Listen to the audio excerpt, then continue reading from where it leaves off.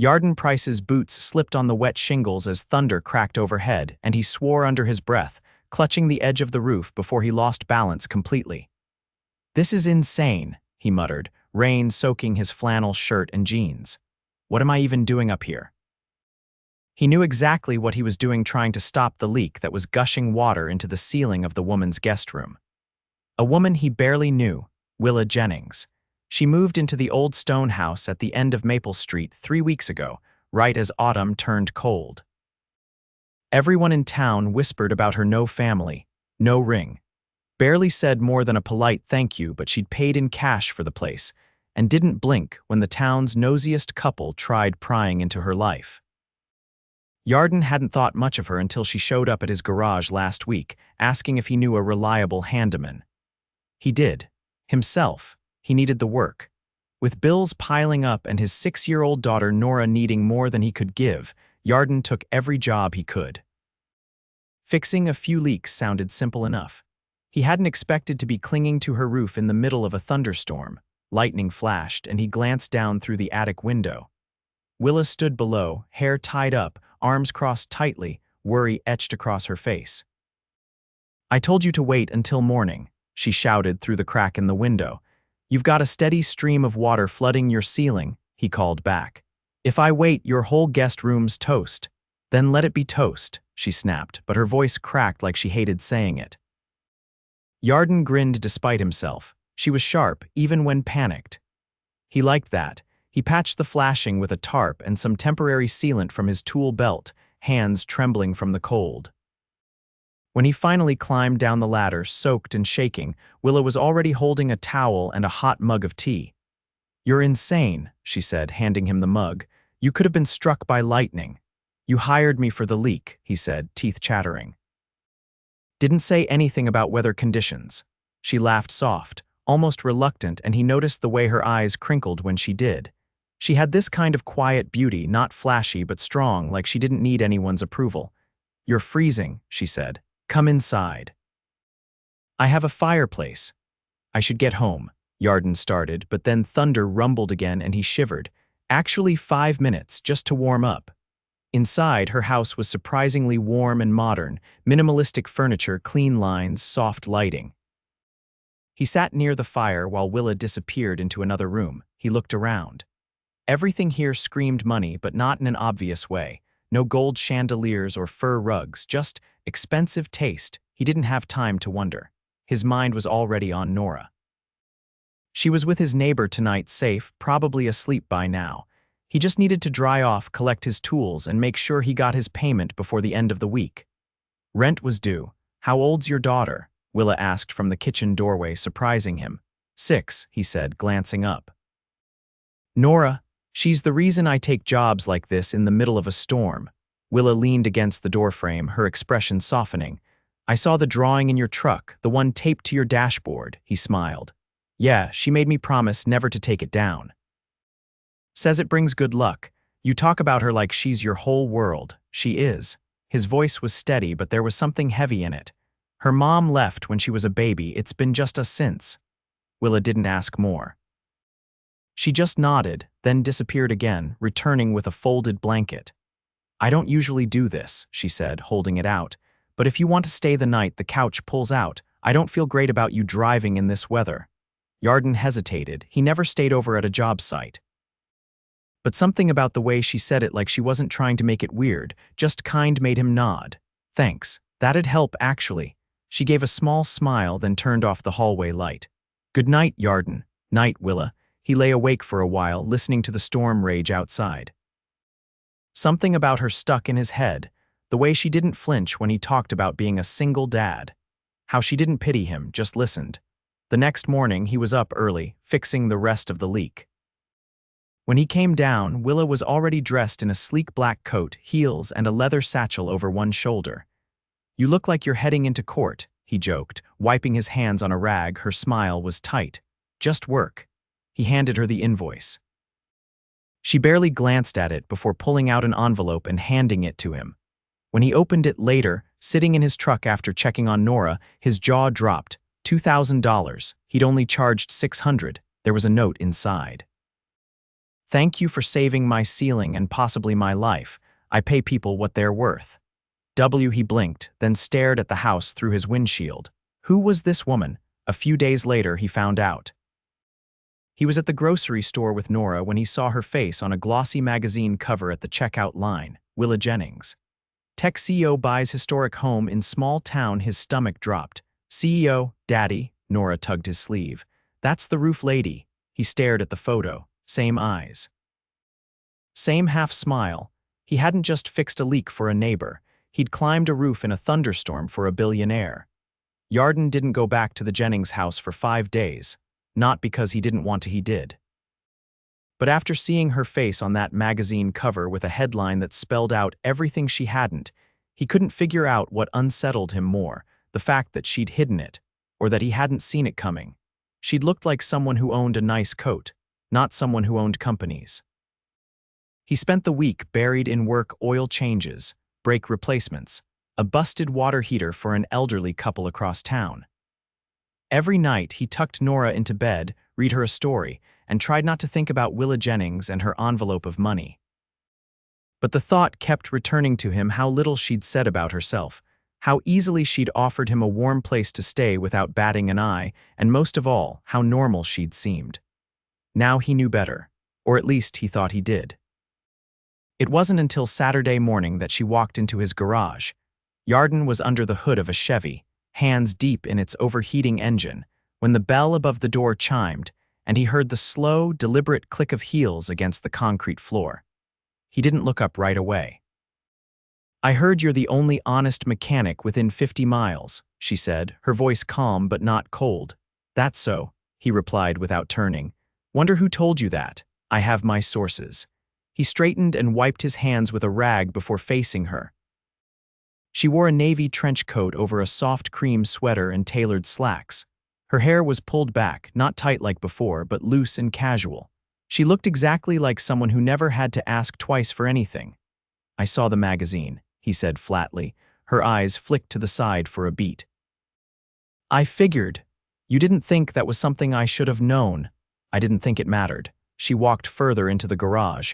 I wasn't hiding it. I just didn't lead with it.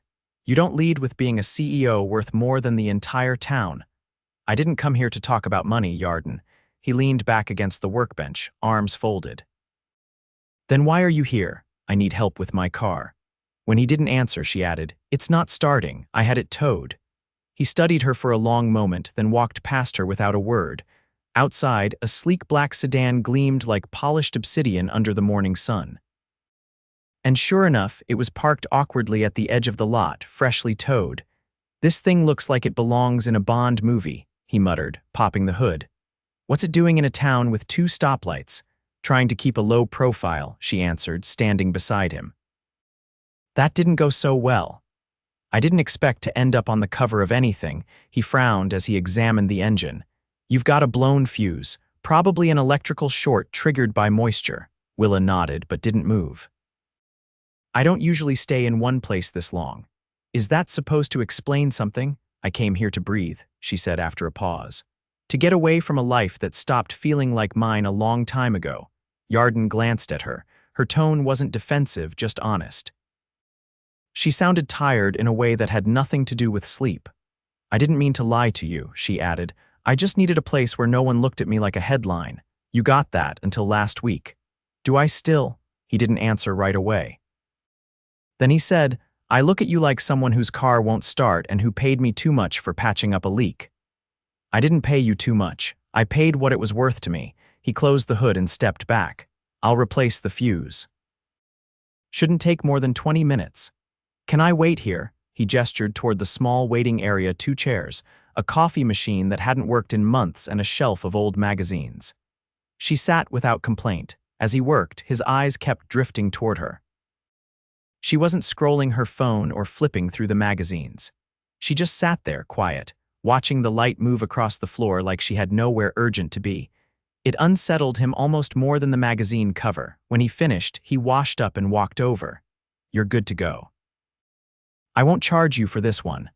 I didn't come expecting favors. Didn't say it was a favor. Call it balancing the books. She stood. I was wondering if you and Nora would have dinner with me, he blinked. Excuse me? I cook, she said. Not often, but I'm decent at it. Consider it a thank you. You don't owe me anything. I know, she held his gaze, but I'd like to, he hesitated. You want to cook dinner for a mechanic and his kid.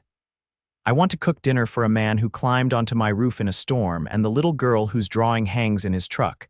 Yarden didn't answer, not at first. Then he said, she's picky. If there's onions, she'll find them. Willa grinned. Noted. That evening, Nora wore her sparkly sneakers and her best purple dress. She clutched a tiny bouquet of dandelions they'd picked from the yard. Willa opened the door wearing jeans and a soft blue sweater, barefoot and smiling like she'd actually been looking forward to this. The house smelled like roasted garlic and something buttery. Nora handed her the flowers. Willa knelt to accept them with a careful reverence that made Yarden's chest tighten. They're beautiful, she said. I'll put them in water. Dinner was warm and loud and full of laughter. Nora talked about school, about the frog she found by the creek, about how she wanted to be a firefighter and a ballerina and a dinosaur all at once. Willa listened like every word mattered. After dessert, Yarden helped clear the plates.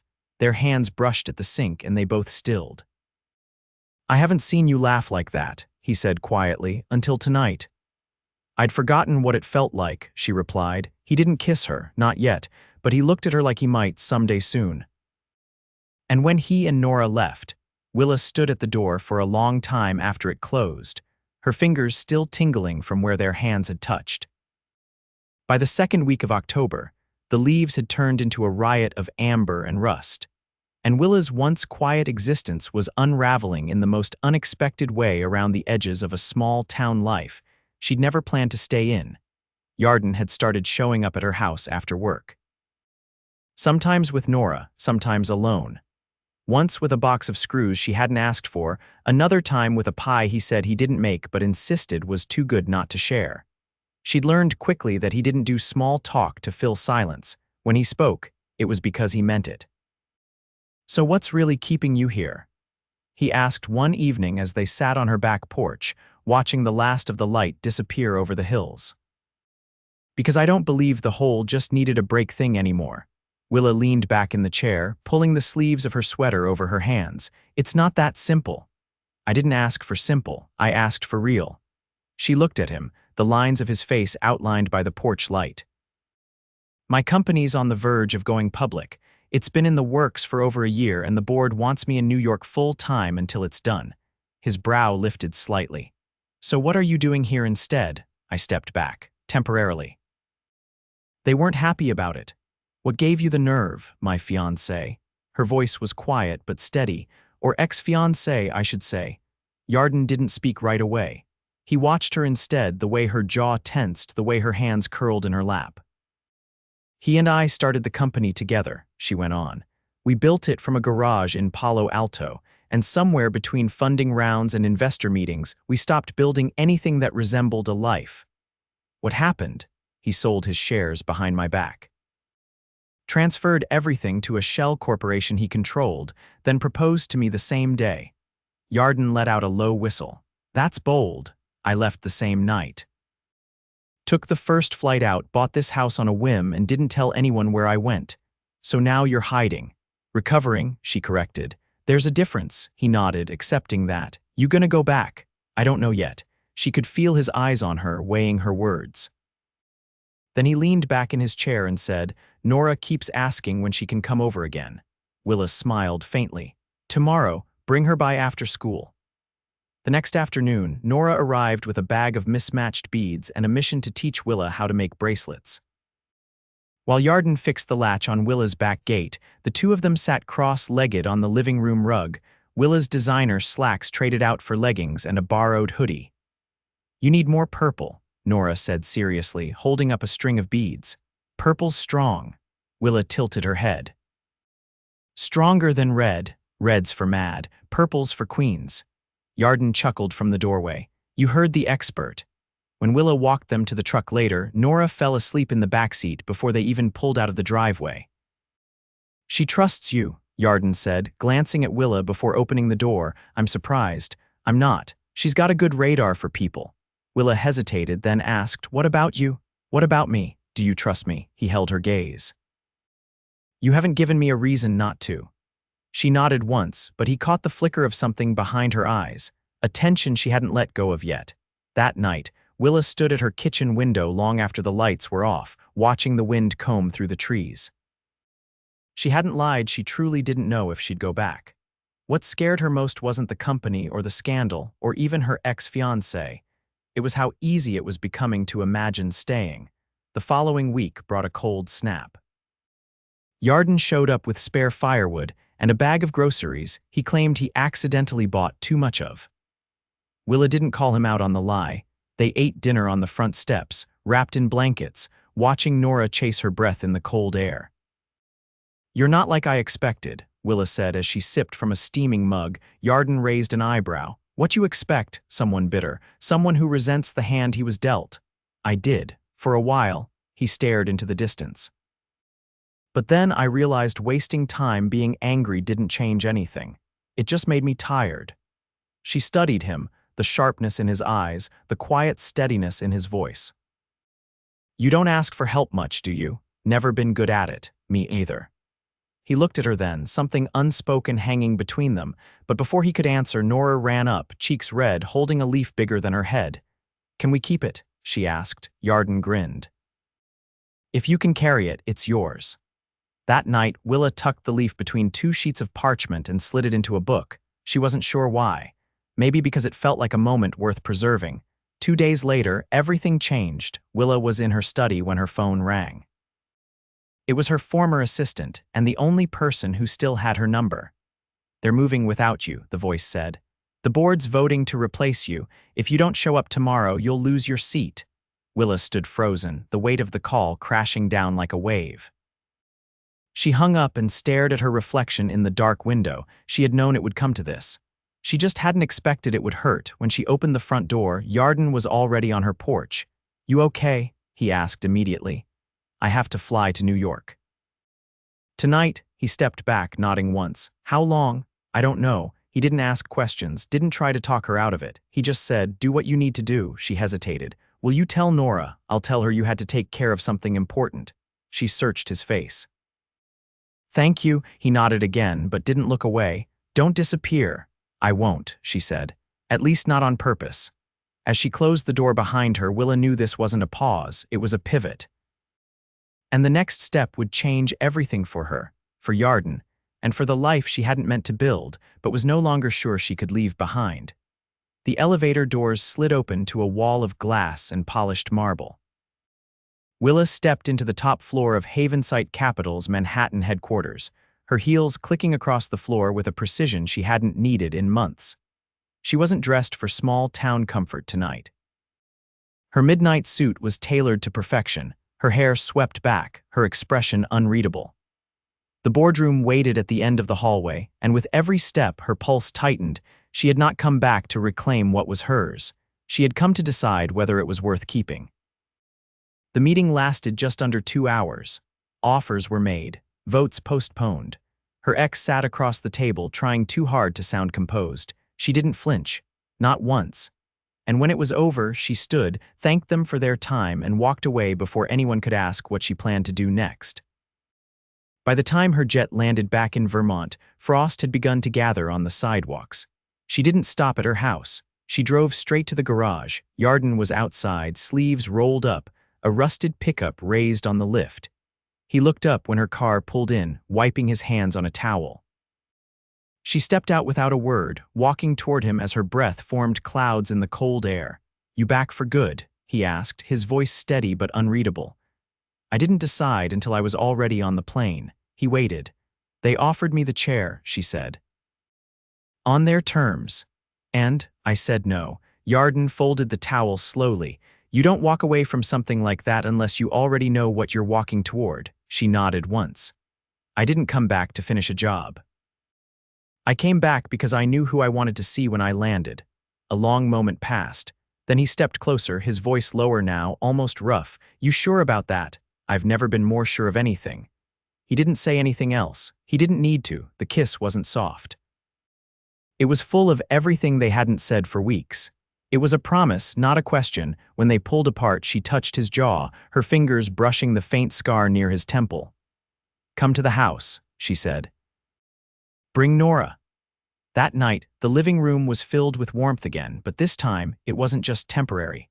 Nora danced barefoot across the rug, dragging a blanket like a cape, while Willa set out mugs of cider and slices of cinnamon cake she'd picked up from the bakery in town. Yarden leaned against the doorframe, arms crossed as he watched them. He didn't speak until Willa turned and met his eyes. "You're not going back," he said quietly. "No," she replied. "I'm building something different." Here, and what happens when the world remembers who you are? They already know, but they don't know what I want now. He nodded slowly. "You're not afraid of losing everything. I already did." And then I found something better. Willa knelt beside Nora, helping her tie a ribbon around a stuffed bear's neck. The little girl leaned into her without hesitation. Yarden watched, his chest tightening with something that had nothing to do with fear anymore. Later that week, Willa stood outside the town's community center staring up at the faded sign. She'd bought the building that morning, quietly, no announcements, no press. Inside, a local artist was sketching plans for a renovation. Willa had one request. It needed to have a library, a tech lab, and a space for after-school programs. She didn't need a legacy in Manhattan. She needed impact here. When she told Yarden, he didn't ask why. He just said, "You're going to change this place." She stepped into him, resting her forehead against his. "Only if you're part of it. I'm not going anywhere." 2 weeks later, just after the first snowfall, she opened her front door to find a note on her porch. No name, no stamp. Just a folded card wrapped in twine. Inside was a drawing, a house with a tall tree, a swing hanging from it, 3 stick figures. One tall, one medium, one small, a heart drawn above them in red crayon. She pressed her hand to her mouth. When Yarden walked up the steps, he didn't speak. He didn't need to. She took his hand and led him inside. Spring would come soon. The center would open. The town would whisper, as they always did, but Willa didn't care. She had stopped running. She had stopped hiding. She had found something real. Something that didn't need contracts or headlines or board approvals. She had found a home. And this time, she wasn't letting go. Willa stood in the middle of the newly renovated community center, the scent of fresh paint and sawdust mingling with the distant aroma of baked bread wafting in from the vendor stalls outside. The grand opening was only hours away, and volunteers were still arranging folding chairs, placing name tags on tables, and testing the mic system for the ribbon-cutting ceremony. She adjusted the framed plaque on the front wall, her fingers lingering on the polished wood. It read, "For the ones who build quietly, love fiercely, and choose to stay." Yarden stepped in behind her, his jacket still dusted with sawdust from helping lay down the final floorboards in the tech lab that morning. "You really did it," he said, his voice low but steady. "We did," she replied, not taking her eyes off the plaque. He ran a hand down her back, slow and certain. "You sure you're ready for the town to see this?" "I want them to." She turned to him. "I want people to stop guessing why I came here. And start seeing what I came here to do. You think they'll understand? Maybe not all of them," she said, "but the ones who matter will." Outside, Nora's laughter rang out across the courtyard as she helped a group of other children hang hand-painted welcome signs. She wore a crown of paper sunflowers someone had made for her, and her cheeks were flushed with excitement. "She asked me this morning if she could call it our center," Yarden said. Willa blinked, her heart catching. "What did you say?" "I told her it already was." Willa reached for his hand. "I've been thinking about something. That usually means I should brace myself." She laughed. "I want to convert the upstairs loft into a full-time tutoring space for kids who don't have anywhere quiet to study after school." He nodded. "You'll need someone who knows how to fix the old wiring up there." "I do know someone," she said, eyes dancing. "He's honest, stubborn, and thinks purple is a power color because his daughter told him so." "You're not wrong." He paused. "And what about you? What about me? Are you staying out of the spotlight for good or just waiting for another storm to pass?" She didn't hesitate. "I'm done chasing storms. This is the first thing I've built that doesn't need to be sold or scaled." He brushed a lock of hair behind her ear. "You're different than the woman I met on that porch. So are you." They stood like that for a moment, the clatter and chatter of the celebration outside fading into a hum. Then a knock on the open door interrupted them. Mayor Barlow peeked in, clipboard in hand. "We're about ready to start." "You two coming? Or should I just hand the scissors to the 6-year-old wearing a crown?" "She'd probably do a better job," Yarden said dryly. Willa squeezed his hand once, then followed the mayor out to the courtyard where a crowd had already gathered.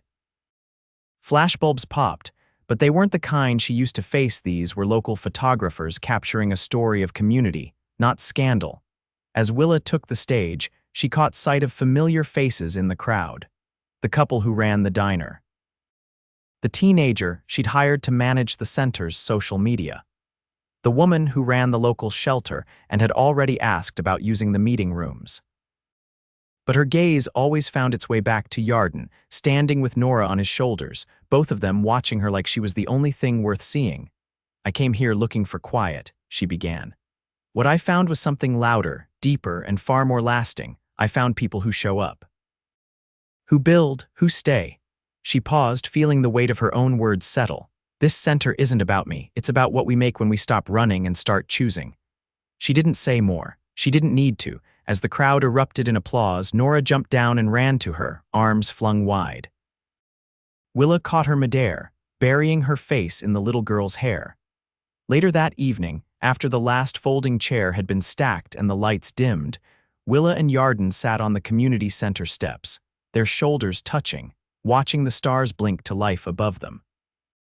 "I never asked," he murmured. "Did you ever get your company back?" "I could've," she said. "They asked again after the press caught wind of the center, said it made me more marketable," he chuckled. "I bet they did. I told them I already had a full-time job." She reached for his hand. "And a life." They sat in comfortable silence, the kind that only came when there was nothing left unsaid. Eventually, Yarden pulled something from his pocket, a small, square box. Willa blinked. "Are you?" "Not yet," he said quickly. "I'm not proposing, not tonight." She arched a brow. "But I do want you to have this," he said, opening the box to reveal a simple silver ring, etched with the faint outline of a mountain range. "It's not about promises, it's about place. You made this your home, and I want you to know you've made it ours too." She slipped the ring on her finger, her throat tightening. "It's perfect. You're not leaving again, are you? Not unless you are." He leaned in and kissed her, slow and certain, the kind of kiss that didn't ask questions, only gave answers.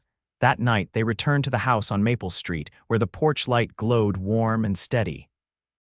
Nora was already asleep upstairs, her sunflower crown tucked beside her pillow. Willa curled into Yarden's side on the couch, the fire casting golden shadows across the ceiling. "You know," she murmured, "for someone who pretends to hate attention, you've got a knack for unforgettable moments." "I don't need the world to remember me," he said. "Just you."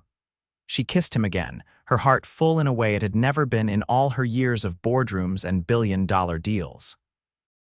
And in that quiet, firelit room, with the sound of wind rustling through the trees and the weight of everything they'd built between them, Willa Jennings finally stopped running, not because she had nowhere left to go, but because she had everything she'd ever needed right there, beside her.